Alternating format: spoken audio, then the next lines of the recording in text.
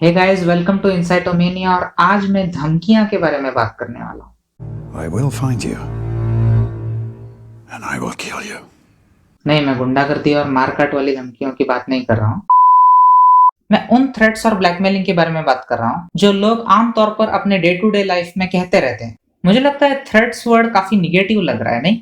ऐसा लग रहा है जैसे क्राइम की बात चल रही हो। तो एक काम करते हैं, इसे कोई दूसरा वर्ड दे देते हैं। A few minutes later, conditions word ठीक रहेगा? a little longer than a few minutes later. नहीं, कंडीशंस वर्ड उतना वो नहीं लग रहा है। क्या कहते हैं उसे, उतना वजनदार नहीं लग रहा। आई मीन थ्रेट्स में कंडीशन जरूर होते हैं, लेकिन थ्रेट्स में गुस्सा भी तो होता है, राइट? और कौन सा वर्ड अच्छा रहेगा? The next morning, प्रस्ताव रखना।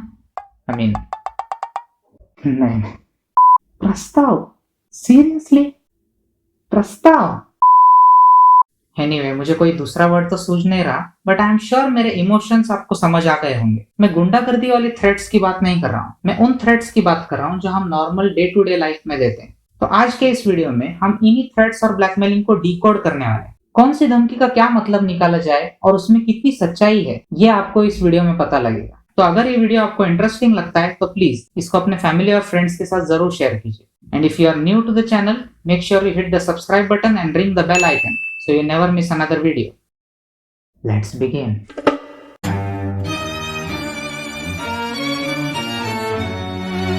We often put forth different conditions and demands from time to time. For example, at home, at work, with friends, in relationships, etc. तो पहला सवाल तो ये है कि हम यूजुअली किसी को धमकी कब देते हैं?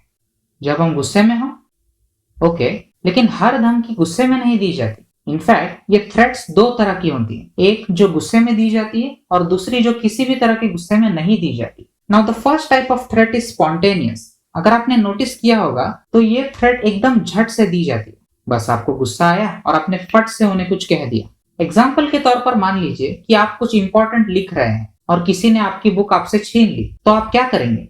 सबसे पहले तो आप रिक्वेस्ट करेंगे, दे दो, जरूरी है, तंग मत करो, प्लीज दे दो, इस तरह का रिस्पॉन्स। लेकिन फिर भी अगर वो आपकी बात ना माने तो आप क्या करेंगे?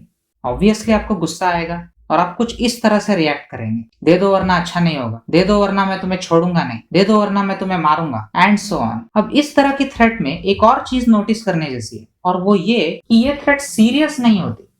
गुस्से में तो हम कुछ भी भला बुरा कह देते हैं, मैं तुम्हें छोड़ूंगा नहीं, मैं तुम्हारा काम खत्म कर दूंगा, मैं तुम्हें खत्म कर दूंगा। लेकिन ऐसा जरूरी नहीं कि हम ये सारी चीजें सचमुच ही कर दें। इनफैक्ट हम ये सारी बातें कुछ देर बाद बिल्कुल भूल जाते हैं, और यही इस थ्रेट की खासियत है। ये एक तो सीरियस नहीं होती, स्पॉन्टेनियस होती है और नॉन रिपीटेटिव होती है। ये बार बार नहीं कही जाती, बस आपको गुस्सा आया और आपने एक दो बार ये कह दिया। अब जो दूसरे टाइप की थ्रेट है, उसकी क्वालिटीज पहले वाली थ्रेट से बिल्कुल अपोजिट है। इस तरह की धमकी यूजुअली धमकी लगती नहीं है, क्योंकि ये थ्रेट एक इंसान एकदम शांति से और सोच समझ कर कहता है। तो इसीलिए ये धमकी धमकी नहीं बल्कि चेतावनी यानी वार्निंग की तरह लगती है। एग्जाम्पल के तौर पर कहा जाए तो मान लीजिए एक ऑफिस में एक एम्प्लॉय ने अपने बॉस से अगर ये कहा कि देखिए सर, मेरी ये और ये मांगे हैं, अगर ये पूरी नहीं की गई तो मैं कंपनी छोड़ दूंगा।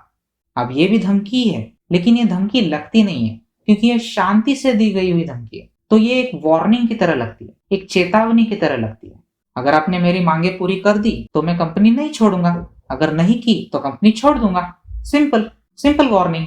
So again this type of threat has 4 qualities. पहली तो ये गुस्से में नहीं दी जाती, दूसरी ये स्पॉन्टेनियस नहीं होती यानी ये सोच समझ कर दी जाती है, ये सीरियस होती है, और चौथी ये रिपीटेटिव होती है यानी आप बार बार ये कहते रहते हैं। ठीक है, अब आते हैं मेन मुद्दे पर। हमारी आज की इनसाइट सेकेंड टाइप की धमकी पर बेस्ड है, जो सोच समझकर बार बार दोहराई जाने वाली सीरियस धमकी है। देखिए, सबसे पहली बात तो गौर करने वाली यह है कि कोई भी इंसान सोच समझकर धमकी ऐसे ही नहीं देता। हर इंसान कुछ भी बड़ा डिसीजन लेने से पहले उसका वर्स्ट केस सिनेरियो के बारे में जरूर सोचता है। अगर आप एक कंपनी की नौकरी छोड़ रहे हैं तो आप क्या सोचेंगे? आप सबसे पहले तो तैयारी करेंगे, ये छोड़ने के बाद मेरा आगे क्या प्लान है, इसके बाद मैं क्या करूंगा। आप जरूर उसके अल्टरनेटिव्स को छानेंगे और आप ये सोचेंगे कि अगर मैं ये चीज को छोड़ दूं तो ज्यादा से ज्यादा बुरा क्या हो सकता है। इसे कहते हैं वर्स्ट केस सिनेरियो। उसी तरह से जब एक एम्प्लॉय ये कहता है कि मैं कंपनी छोड़ दूंगा और बार बार कह रहा है, तो इसका मतलब यह है कि उसने छोड़ने की तैयारी पहले से ही कर रखी है। उसने कुछ ना कुछ तो इसके बारे में जरूर सोचा है। अगर कोई इंसान एक रिलेशनशिप में अपने पार्टनर को ये कह रहा है या ये कह रही है कि मैं ये रिलेशनशिप को तोड़ दूंगा, तो इसका मतलब ये है कि उन्होंने छोड़ने पर विचार जरूर किया है। ऐसे सिचुएशंस में बेहतर यही है कि आप उन्हें जाने दें। आप उन्हें कह दें कि ठीक है, अगर तुम्हें छोड़ना है तो तुम छोड़ सकते हो। जा बेटा जा, जा जी ले अपनी जिंदगी, जा बेटा जा।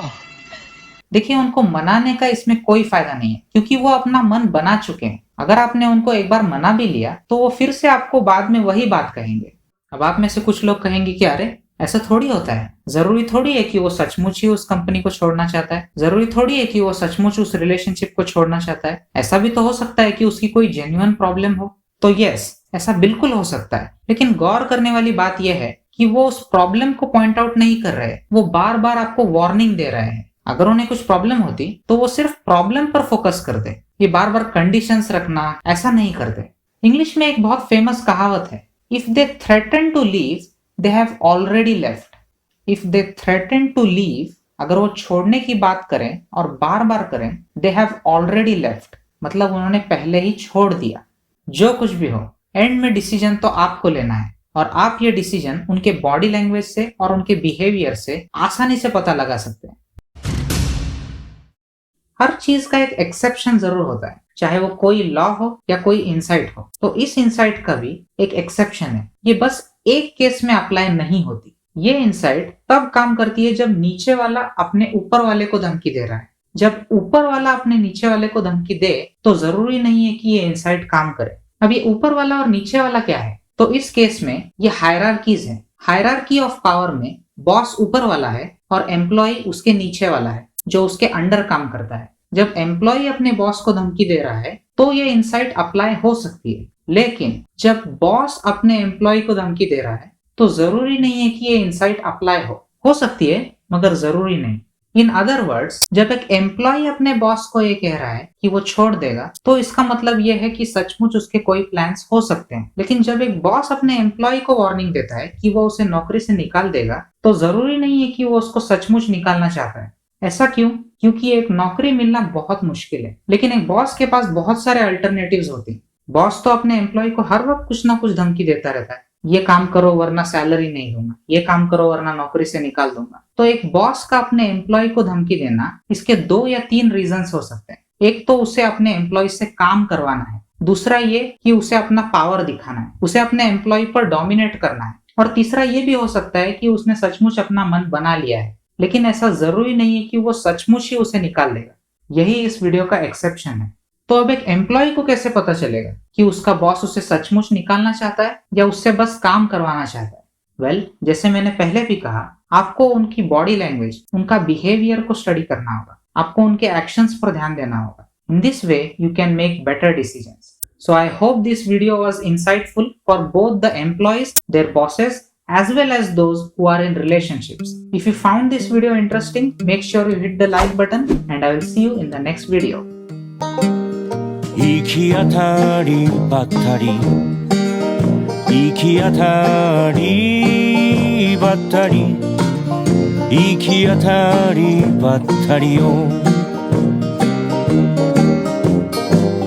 子供の頃からいくつになっても行き当たりばったりよ